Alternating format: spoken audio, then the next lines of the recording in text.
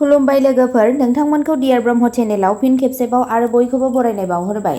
आं दिनै नोंथांमोननि सिगाङाव आरोबाव माखासे खौरां लानानै फैबावलायबाय। आसा खालामो नोंथांमोनहा खौरांखौ नायनानै मोजां मोनगोन आरो बेजों लोगोसेनो नोंथांमोनहा सानफ्रोमबोनि बेबायदिनो खौरांनि आपडेट मोनबाय थानो थाखाय चेनेलखौ साबस्क्राइब खालामनानै लादो आरो खौरांखौ नायनानै मोजां मोनोब्ला अन्नानै लाइक, शेयार आरो कमेन्टबो खालामनानै होलांब्लानो जाबाय।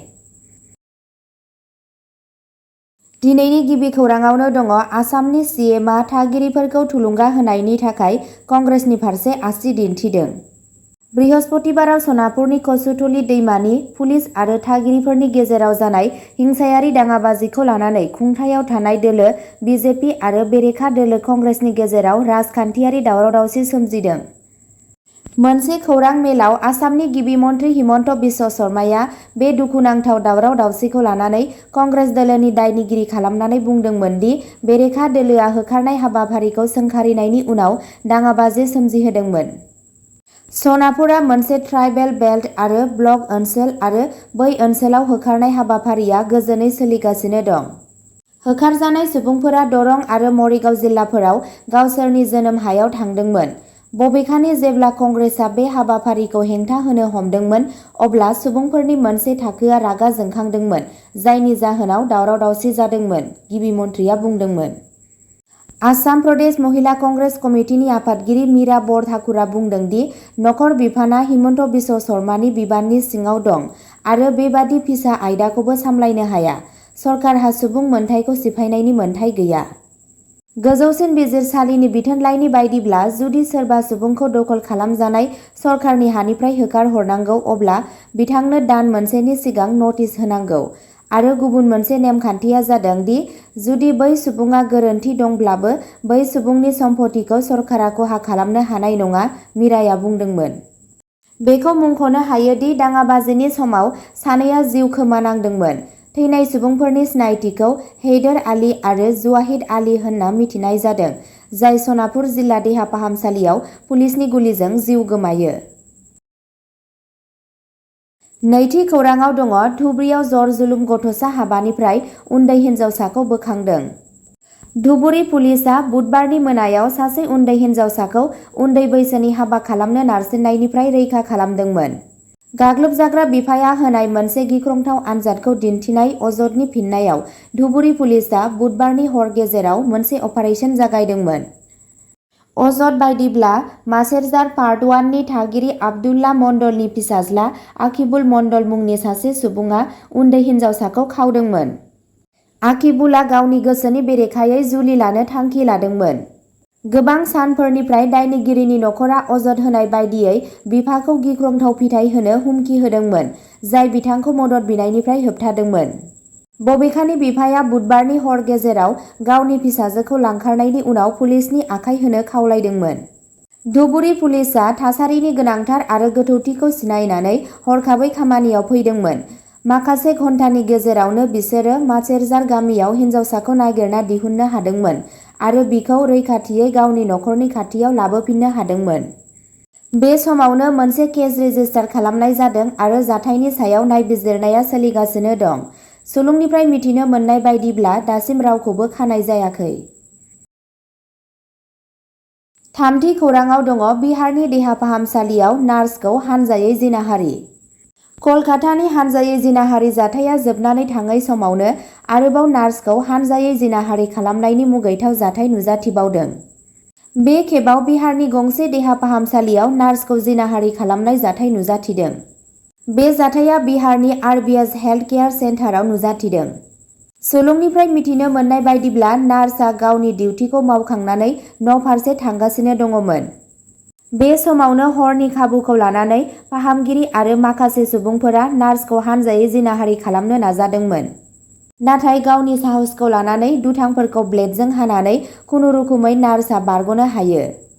बे जाथायनि उनाव जायगानि पुलिसआ सौहैनानै गोख्रैनो संदानो आरो हानजायै जिनाहारि खालामनो नाजानाय डक्टर सन्जय कुमार पान्डे, सुनील कुमार गुप्ता आरो अवधेश कुमारखौ पुलिसआ हमनानै जोबथेसालियाव दोनो।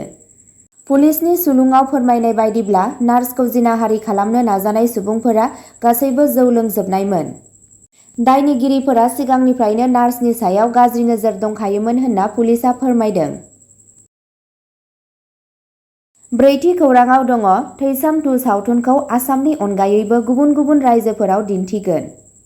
बर'नि थैसाम 2 सावथुनखौ आसामनि अनगायैबो गुबुन गुबुन रायजोनि मुंदांखा नोगोरमाफोराव दिन्थिफुंनो साखाफारा खालामदों। आसामनि दाब दाब जायगानि सिनेमा हलफोराव दिन्थिफुंनायजों लोगोसे नसुंसे रायजो अरुणाचलनि इटानगरावबो थैसाम 2 सावथुनखौ दिन्थिफुंनाय जादों। आसाम रायजो आरो नसुंसे रायजो अरुणाचलनि इटानगराव दिन्थिफुंनायनि उनाव दायो माखासे मुंदांखा नोगोरमाफोराव दिन्थिफुंगोन। फैगौ 21 सेप्तेम्बर खालि तेलेंगाना रायजोनि हायद्राबादाव थानाय इन अर्बिट मल हायद्राबाद सिनेमा हलाव दिन्थिफुंनाय जागोन। फार्स्ट श'खौ फुंनि 10 रिंगायाव दिन्थिफुंगोन आरो सेकेन्ड श'खौ मोनाबिलिनि 7:30 रिंगायाव दिन्थिनाय जागोन। सोरबाफोर हायद्राबादाव थानाय सुबुंफोरा थैसाम 2 सावथुनखौ नायनो गोसोब्ला जानबुं अनजिमा 9000236765 एबा 9963109075 आरो 9957997992 आव खौरां लाहरनो हागोन। बेबादिनो फैगौ 22 सेप्तेम्बर खालि बेंगलर बड' वेलफेयार एस'सिएशननि बानजायनायाव बेंगलरनि स्फूर्तिधाम आम्बेडकार मेम'रियेल सेन्टाराव दिन्थिफुंगोन। फार्स्ट श'खौ फुंनि 10 रिंगायाव दिन्थिफुंगोन आरो सेकेन्ड श'खौ बेलासिनि 2 रिंगायाव दिन्थिफुंनाय जागोन। नोंथांमोनहा सोरबाफोर बेंगलर नोगोरमायाव थायोब्ला थैसाम 2 सावथुनखौ नायनो गोसोब्ला जानबुं अनजिमा 7619240194 एबा 9945513380 आरो 6000412452 आव खौरां लाहरनो हागोन। बेबादिनो बड' वेलफेयार ससाइटि डिमापुरनि बानजायनायाव फैगौ 22 सेप्तेम्बर खालि हिलस्टार डिजिटेल सिनेमा हलावबो बेलासिनि 2 रिंगायाव थैसाम 2 सावथुनखौ दिन्थिफुंगोन। सोरबाफोर डिमापुराव थागिरिफोरा थैसाम 2 सावथुनखौ नायनो गोसोब्ला डिमापुर नोगोरमा जानबुं अनजिमा 7005480620 आव खौरां लाहरनो हागोन। बाथि खौराङाव दङ ग्रेड 3 आरो ग्रेड 4 नि आनजाद होग्राफोरनि थाखाय मोनसे मोजां खौरां। फैगौ 15 सेप्तेम्बराव आसाम रायजोनि गेजेराव आसाम डाइरेक्ट थिसननाय आनजाद खुंनाय जागोन। ग्रेड 3 आरो ग्रेड 4 होग्रा लाइमोनफोरनि थाखाय मोनसे मोजां खौरां। फैगौ 15 सेप्तेम्बराव खुंनो गोनां ग्रेड 3 आरो ग्रेड 4 आनजाद होग्रा सुबुंफोरनि थाखाय जर'खा ट्रेन हगारनाय जागोन। North east frontier railway (NFR) बे गोनांथार थांखिखौ लादों। आनजाद होग्रा बिजाथिफोरा गुबुन गुबुन जिल्लायाव थांनोब्ला बे जर'खा ट्रेनआव गाखोनानै थांनो हागोन। जर'खायै BTRनि गाहाय जिल्ला क'क्राझाराव आनजाद होग्रा बिजाथिफोरा बे जर'खा ट्रेननि हेफाजाबै फैनो हागोन। North east frontier railway (NFR) आ मिथिहोनाय बायदिब्ला एडिआरइ ग्रेड 3 आरो ग्रेड 4 आनजादनि थाखाय जर'खा ट्रेनआ थि समावनो खारगोन। गुवाहाटीनिफ्राय निउ बङाइगाव आरो आलिपुरदुवारनिफ्राय निउ बङाइगावसिम जर'खा ट्रेनआ खारगोन।